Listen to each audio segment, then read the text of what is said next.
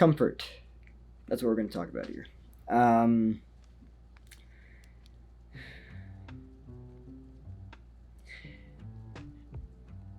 I've never been at this point before in my life. Well, it's funny because I can't really say that now because I've been here for years now, but I am actually disciplined and consistent with a lifestyle where I am doing things every day, every single day. And I had to work my fucking face off to get here because I was the exact opposite of disciplined and consistent growing up. So it's very cool to see how things have evolved for myself because here's what I've learned. Comfort kills happiness. It is that simple. If what you're comfortable in, if what you're comfortable doing is things that aren't good for you, but you're just comfortable with it and you're not willing to change, your life's not going to go anywhere. It's just that simple. So when I look at my own life, I look at many different aspects. I'm not going to get into things that, that I was actually comfortable with, but I was comfortable doing things that weren't going to get me anywhere. And it wasn't until I realized, consciously looking at myself, and I was like, you're bullshitting yourself. And there was a lot of times where, at the same time, I was like, nah. This is just the way that life is. And I need to make this very clear because it is no other way than this. No one is going to show up at your door fucking knocking at it, right? And be like, all right, come on, let's go, let's do this, let's make it now. No one's going to.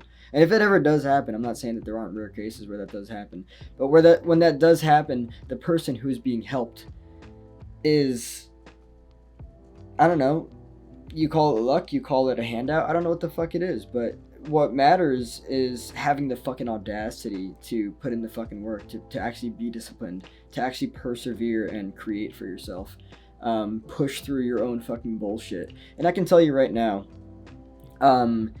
if you have a coach in your life who's actually like guiding you to the necessary place that you need to be, that's a different thing, because that's working with someone who's better than you, so therefore you're probably paying for it, and therefore it means more, so therefore you're going to put in more effort to do it. I've grown up seeing people all my life, just fucking nothing but luck, and it's like, it's not going to do anything for them until they fall flat on their fucking face and break their mouth, break their nose, break their teeth, until they fucking hit rock bottom, they're not going to learn shit. So it's all just a crutch, right? It's 100% all just a crutch. And looking at this from like a coaching perspective, let's dive into CBT, cognitive behavioral therapy. There's this thing in cognitive behavioral therapy called pattern interruption or pattern disrupting. When you are doing something that consists of a pattern, it's usually going to be unhealthy, and that's why you're trying to change it. The interesting thing about this is that, like, here's a really good example. You can change your physiological state simply by smiling, simply by laughing. Like, it's crazy. It's crazy. And in terms of change within a single person, in terms of change within a person, what you want to look at is that change, because that's the change that's going to come first. Like, if you're in a fucking rut, how do you get out? Change your physiology. Like, that's just the way that that's the way that it works. If you expect one fucking moment, one fucking day to change decades worth of conditioning, you're fucking out of your mind. It's just not going to work that way.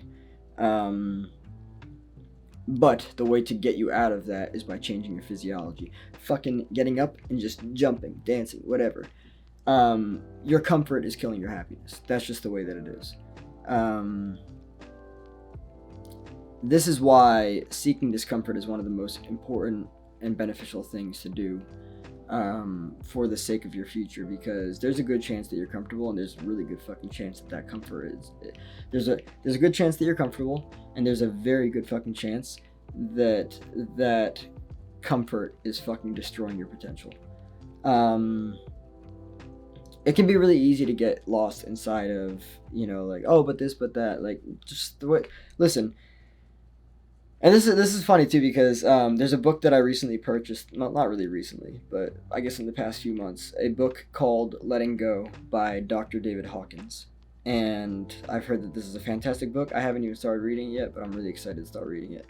And this book, well, not really the book, but in a video that I was watching of him talking on YouTube, he was talking about this idea of like how to get over something, how to get over like an addiction, or like, I don't know, you eat too many cookies, right?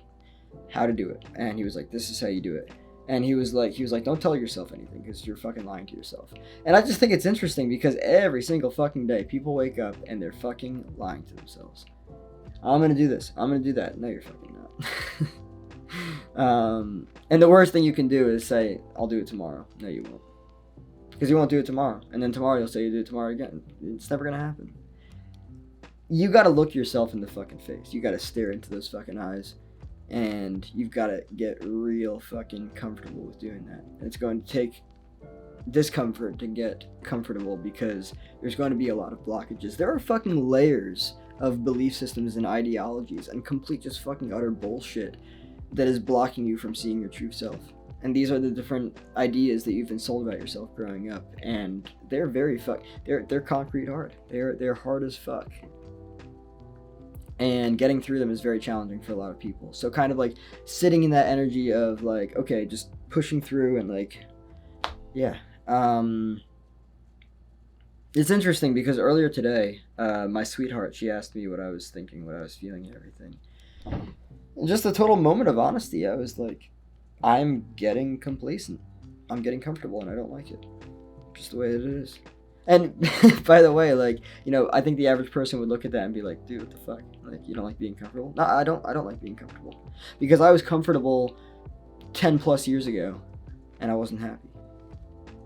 Your comfort is killing your happiness. It's just the way that it is. It's gonna fuck you up.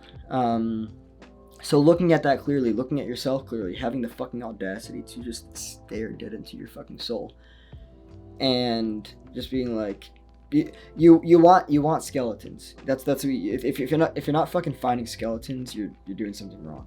Seek the fucking skeletons, because the skeletons will give you the fucking answers. The skeletons are the mold, the fucking calcification, the fucking this is the way that I am and I'm not changing. Like, no, that's fucking stupid. Like, break the fuck out of that shit or you will die. And when I say you will die, I mean that you'll just enter full-on autopilot mode. Sorry. You will enter full-on autopilot mode. Jesus. You will enter, sorry. You will enter full-on autopilot mode.